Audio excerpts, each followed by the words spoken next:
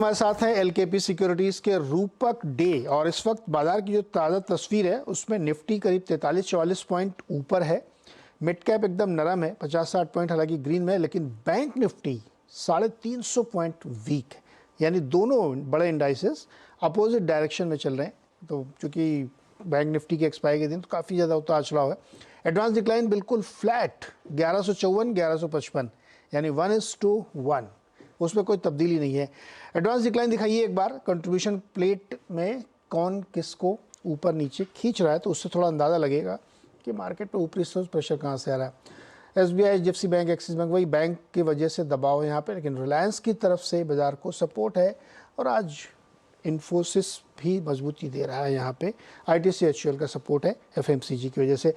रूपक, bank Nifty 350 point नीचे और निफ्टी 50 पॉइंट ऊपर, एक्सपायरी मूवमेंट है या कोई और वजह? जी बैंक निफ्टी में वीकनेस ऑलरेडी था। पिछले 2 दिन से बैंक निफ्टी में वीकनेस था और निफ्टी में जहाँ पे निफ्टी में स्ट्रेंथ था, क्योंकि निफ्टी 22,400 के ऊपर सस्टेन कर रहा था और 22,400 500 में स्ट्रॉन्ग पुट राइटिंग था।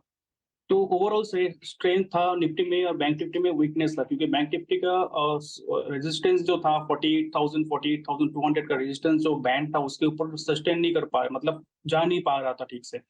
तो ओवरऑल वीकनेस था। आज सुबह से वीकनेस भी था, कंटिन्यू हुआ।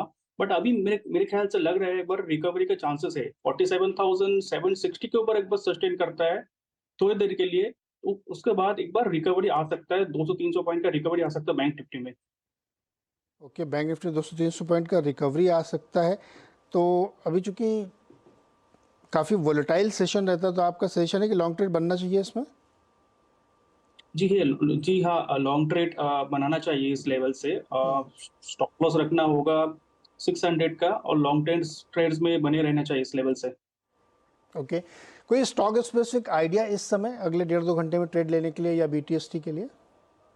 अ, अगर मेरे ख्याल से एक बार हीरो ज़ीरो वाला ट्रेड लिया जा सकता है। 47,800 का कॉल लिया जा सकता है और स्टॉप लॉस रखना होगा ₹18 का और टारगेट रहना चाहिए ₹100 का। ओके, अच्छा, मेट्रोपोलिस पे आपकी नज़र गई या 4% ऊपर है, क्या ये नए लेवल को टच करेगा? जी, आज सुबह से ओपन इंटरेस्ट में ऐड हो रहा था इसका पोजीशन, तो ओवरऑल सेंटीमेंट मेरे ख्याल से पॉजिटिव लग रहा है। कंसोलिडेशन ब्रेकआउट भी दिया टेक्निकल चार्ट पे, तो अपसाइड में मेरे ख्याल से 2050 का एक बार रेजिस्टेंस है, उसके ऊपर सस्टेन करता है तो फर्दर रैली टुवर्ड्स 2300 दिख सकता है। रूपक, मेटल्स में आज प्रॉफिट बुकिंग है। हिंदुस्तान जिंक जो कल 20% ऊपर था, शुरुआती ट्रेड में 7% तक ऊपर गया था, लेकिन अब इस वक्त वो रेड में है, ₹3 रादर नीचे है। क्या इसमें शॉर्ट करने का मौका है क्या? इसमें शॉर्ट करना थोड़ा रिस्की रहेगा। मेरे ख्याल से बाय ऑन डिप्स करना चाहिए। अराउंड 680 670 के आसपास आता है तो बाय करना बेहतर रहेगा।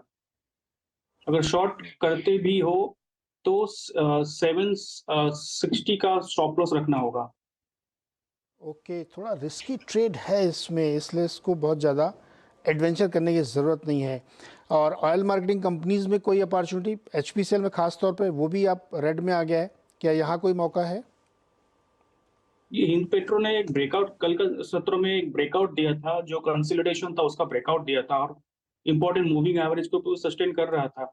अभी भी पॉजिटिविटी है, मेरे ख्याल से 560 तक जा सकता है वेरी शॉर्ट टर्म में और नीचे एक सपोर्ट रहेगा 514 का।